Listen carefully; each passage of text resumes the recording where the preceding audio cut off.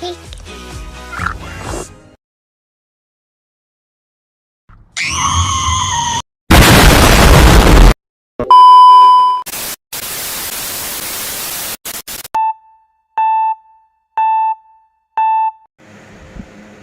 Assalamualaikum warahmatullahi wabarakatuh.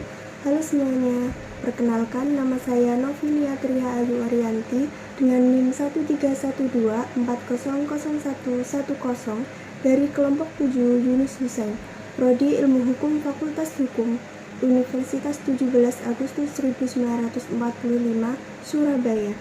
Dalam video kali ini, saya akan menganalisis tentang suatu kasus terhadap tindak pidana korupsi. Yang pertama, saya akan membahas latar belakang kasus, kemudian siapa saja tokoh-tokoh yang terlibat dalam kasus ini, dan yang ketiga, pasal yang dilanggar, kemudian tindakan seperti apa yang perlu dilakukan, dan kelima, kesimpulan dari kasus ini. Salah satu kasus korupsi terbesar di Indonesia adalah kasus korupsi proyek EKTP atau Kartu Tanda Penduduk Elektronik. Kasus ini merugikan negara sekitar 2,3 triliun dari total anggaran proyek yang mencapai 5,9 triliun. Proyek EKTP yang dimulai pada tahun 2011 bertujuan untuk menciptakan sistem identifikasi tunggal bagi seluruh warga negara Indonesia. Namun, sejak awal proyek ini sudah diwarnai dengan dugaan korupsi, mulai dari persekongkolan dalam pengadaan hingga markup harga dan penyelewengan dana. Korupsi dimulai setelah rapat pembahasan anggaran pada Februari 2010. Saat itu, Irman yang masih menjabat sebagai Direktur Jenderal Kependudukan dan Catatan Sipil Kemendagri dimintai sejumlah uang oleh Ketua Komisi 2 DPR Burhanuddin Nabitumpulu. Permintaan uang itu bertujuan agar usulan anggaran proyek EKTP yang diajukan Kemendagri disetujui Komisi 2 DPR. Proyek EKTP ini memang dibahas di Komisi 2 DPR sebagai mitra dari Kemendagri. Irman kemudian menyetujui permintaan tersebut dan menyatakan pemberian fee kepada anggota DPR akan diselesaikan oleh Andi Agustinus alias Andi Narogong. Irman sendiri bekerja sama dengan Andi Narogong agar perusahaan Andi dimenangkan dalam tender proyek EKTP. Andi dan Irman kemudian meminta bantuan kepada Setio Novanto yang saat itu menjabat sebagai ketua fraksi Golkar. Mereka berharap agar Novanto dapat mendukung dalam penentuan anggaran proyek ini. Novanto pun menyatakan akan mengoordinasikan dengan pimpinan fraksi yang lain agar memuluskan pembahasan anggaran proyek EKTP di Komisi 2 DPR. Beberapa nama disebut-sebut ikut dalam sejumlah pertemuan untuk membahas anggaran proyek EKTP, termasuk Nazarudin dan Ketua Fraksi Partai Demokrat di DPR kala itu, Anas Urbaningrum.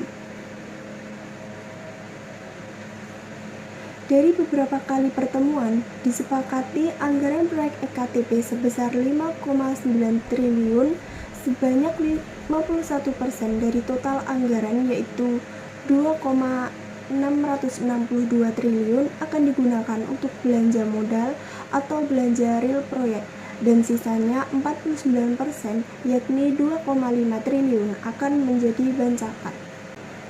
Rincian uang korupsi tersebut dibagi kepada pejabat Kemendagri sebesar 7%, yakni 365,4 miliar, anggota Komisi 2 DPR 5%, yakni 261 miliar, kemudian Setio Novanto dan Andi Narogong 11%, yakni 574,2 miliar, Anas dan Nazarudin 11%, atau setara dengan 574,2 miliar, serta sisa 15%, yaitu 783 miliar, akan diberikan sebagai keuntungan pelaksana pekerjaan atau rekanan.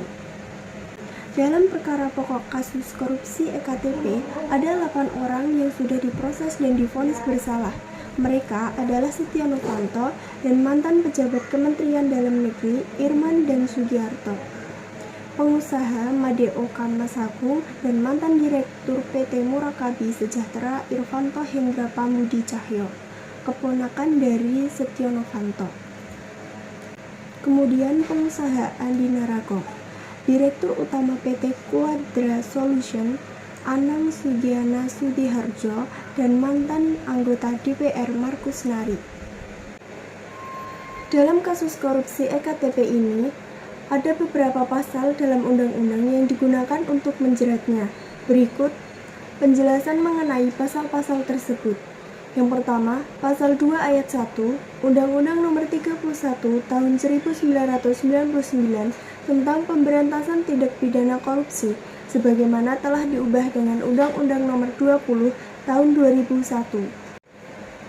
Pasal 2 ayat 1 berbunyi, setiap orang yang secara melawan hukum melakukan perbuatan memperkaya diri sendiri atau orang lain atau suatu korporasi yang dapat merugikan keuangan negara atau perekonomian negara dipidana dengan pidana penjara seumur hidup atau pidana penjara paling singkat 4 tahun dan paling lama 20 tahun dan denda paling sedikit 200 juta dan paling banyak 1 miliar.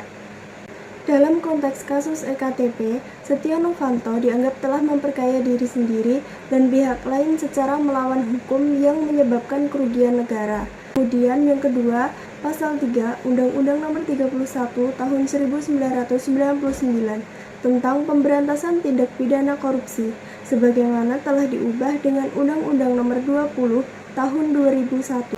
Pasal 3 berbunyi, setiap orang yang dengan tujuan menguntungkan diri sendiri atau orang lain atau suatu korporasi menyalahgunakan kewenangan, kesempatan, atau sarana yang ada padanya karena jabatan atau kedudukan yang dapat merugikan keuangan negara atau perekonomian negara dipidana dengan pidana penjara seumur hidup atau pidana penjara paling singkat 1 tahun dan paling lama 20 tahun dan atau denda paling sedikit 50 juta dan paling banyak 1 miliar.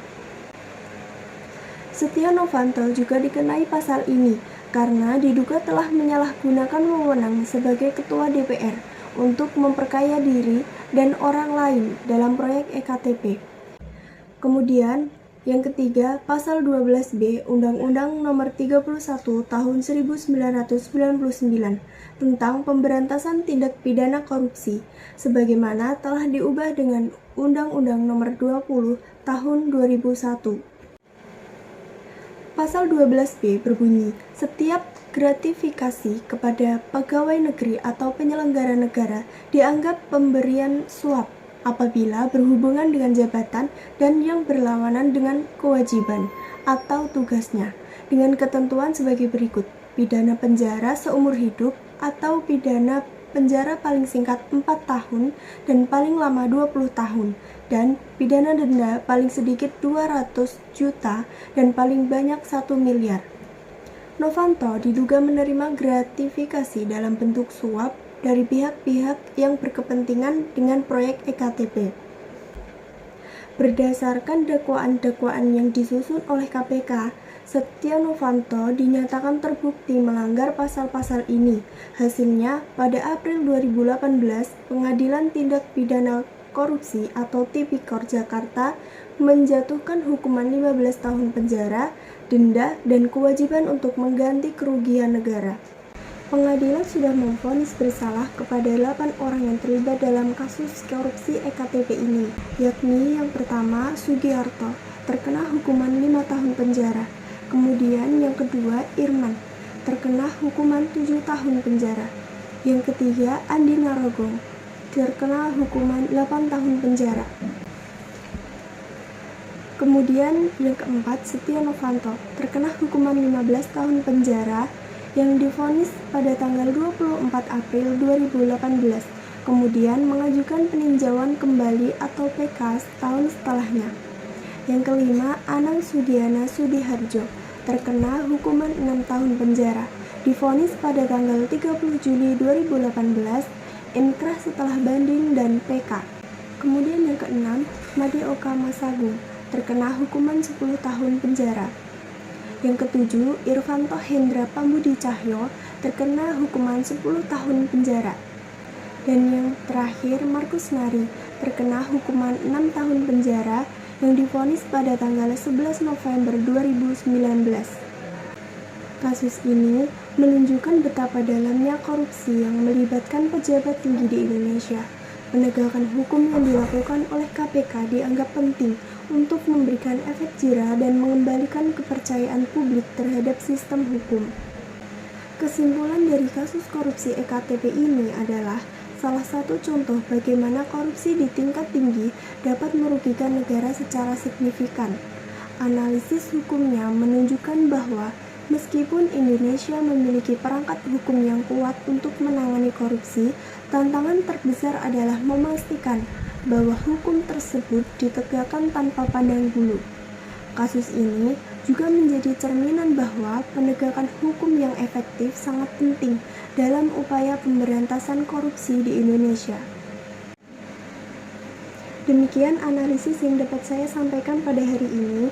Saya harap dari video ini Anda dapat memetik sesuatu yang bermanfaat. Dan saya memohon maaf yang sebesar-besarnya apabila dalam penyampaian analisis mungkin ada kesalahan kata atau beberapa pernyataan yang kurang tepat. Saya ini hanya manusia biasa yang tidak luput dari kesalahan. Terima kasih telah menonton video saya. Wassalamualaikum warahmatullahi wabarakatuh.